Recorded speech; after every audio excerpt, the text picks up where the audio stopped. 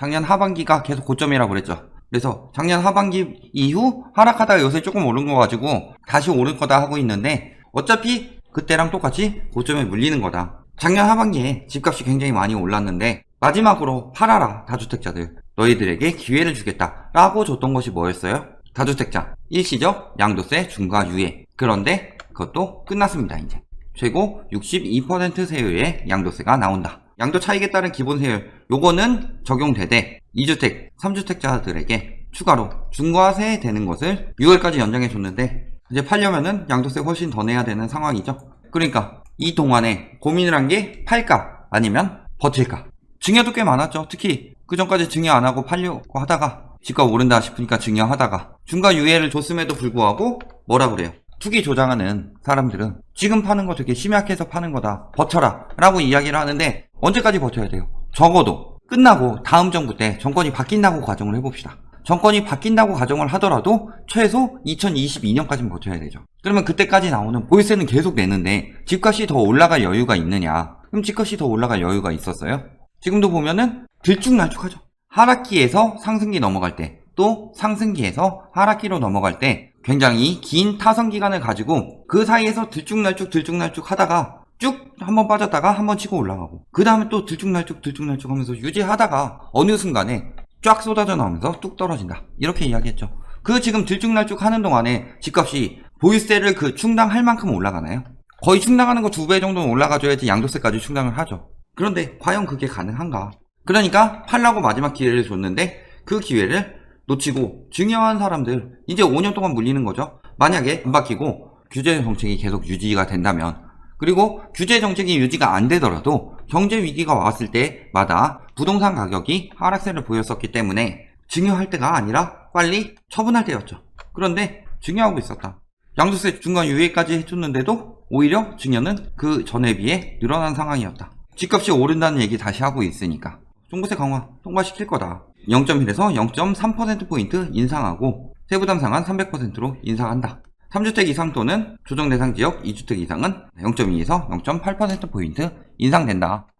지금 계획이 돼 있었죠. 이거 언제 나왔어요? 12.16 정책 때 나왔죠. 그래서 올리려고 했는데 20대 국회에서 반대에 부딪혀서 못했는데 이번에 올리기 시작하는 거죠. 당연히 내년에 올라갈 수밖에 없죠. 통과할 만한 충분한 의석수를 갖췄는데 6.17 대책할 때 보유세를 같이 발표 안 했다고? 이것이 뭐 집값 더 오를 것 같은 시그널이냐 이야기하지만 실질적으로는 그때가 고점이라는 거죠. 그 이후에 보면 거래량 한 달 만에 2배로 이러면서 정비창 계획 발표 이후 호가티고 문이 이어진다면서 전화통에 불났다. 늘 이야기하는데 용산 정비창 개발은 뭐예요?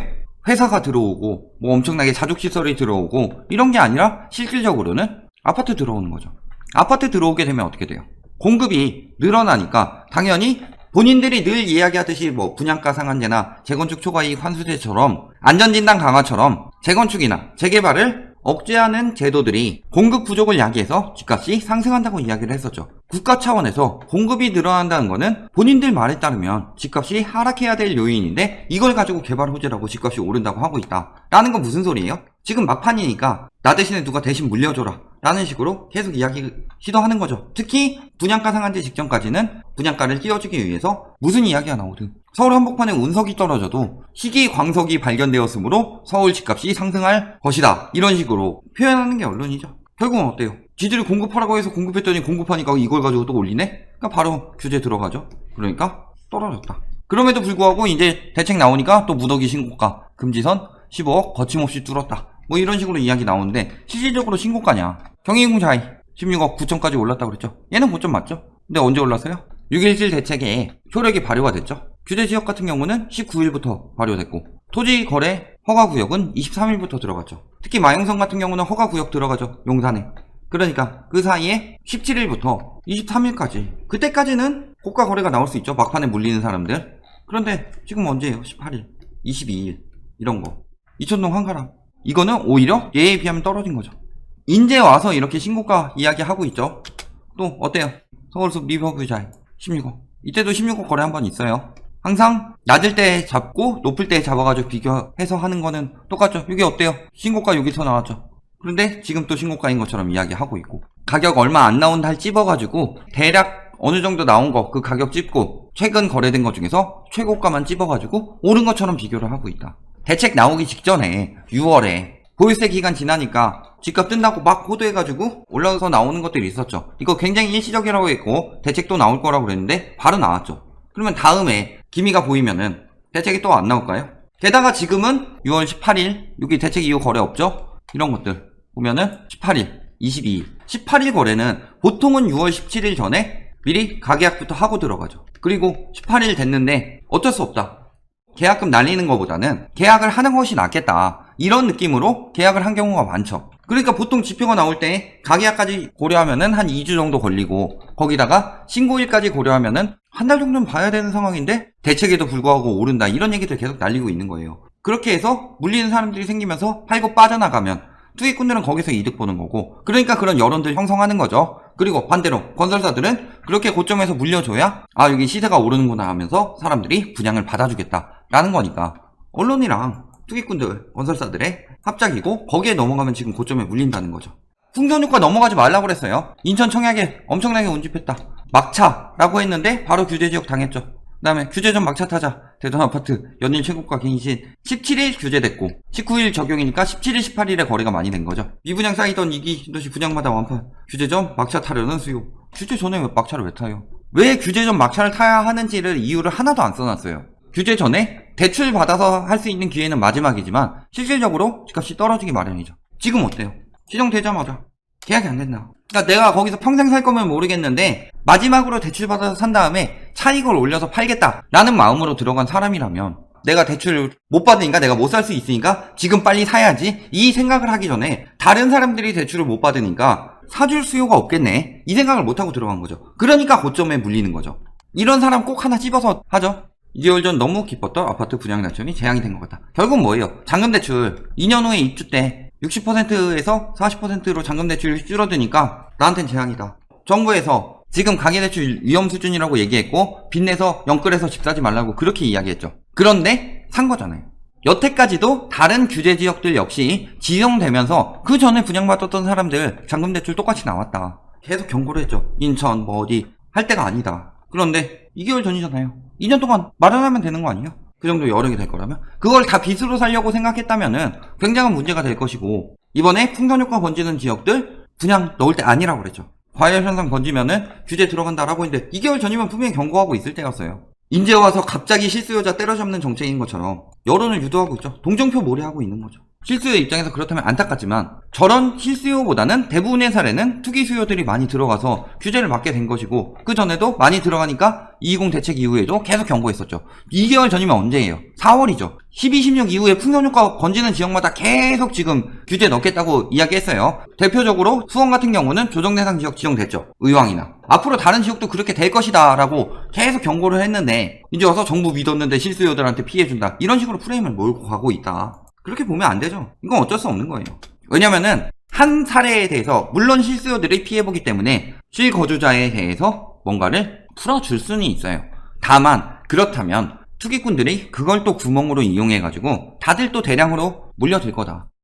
그 해당 지역에 사는 실수요들이 당첨이 되도록 하기 위해서 해당 지역 우선 제도를 청약시장에 넣었더니 서울 같은 경우 고시원 중에 방 안 쓰는 조건으로 뭐 한 달에 한 10만원 정도 주고서 전입신고만 해놓는다. 무주택자로 자기 세대 분리해놓고 그래가지고 나중에 청약하려고 한다. 이런 식으로 꼼수로 빠져나가려고 할 것이다. 그러니까 하나하나 다 봐주게 되면 잡지를 못해요. 21번이나 냈는데 안 잡고 뭐하냐, 못 잡고 뭐했냐. 21번이나 내는 이유는 집값이 확 떨어지게 되면은 실수요들한테도 피해 갈 수 있으니까 연착륙시키려고 시장 봐가면서 상황에 맞춰서 내놓는 건데 그걸 가지고 21번째나 내놨는데도 못 잡는다. 아, 잡으려면 얼마든지 세게 내놓고 잡을 수 있죠. 그리고 지금부터는 그렇게 들어갈 거다. 소급 적용 후폭풍. 근데 인천 지역들 보면은 첫 번째 뭐예요? 잔금대출이 40%로 줄었더라도 그동안 많이 올려 먹었잖아요. 그만큼 대출이 더 나온다. 생각보다 그렇게 차이 많이 안 나요. 근데 지금 처음부터 더 오를 걸 가정해서 진짜 자기 자본 조금만 써가지고 하려고 그랬는데 대출이 안 나와버린다. 전세 못 구할 수 있는데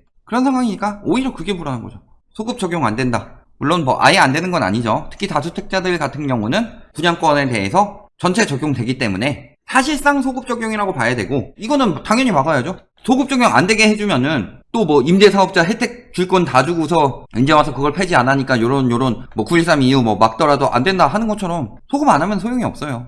여태까지 그리고 소급 안 한 적도 없었고 왜 이번에 와가지고 규제지역 많이 늘어났다고 해서 그거를 소급해줘야 돼요. 되게 이상한 게 규제지역 들어간데 예를 들어 군포, 구리, 뭐 안양이나 수원, 인천 이런 지역들, 대전 이런 지역들 최근에 집값 올랐을 때 그 원흉이 실수요자들이었어요? 아니면 투기수요들이었어요?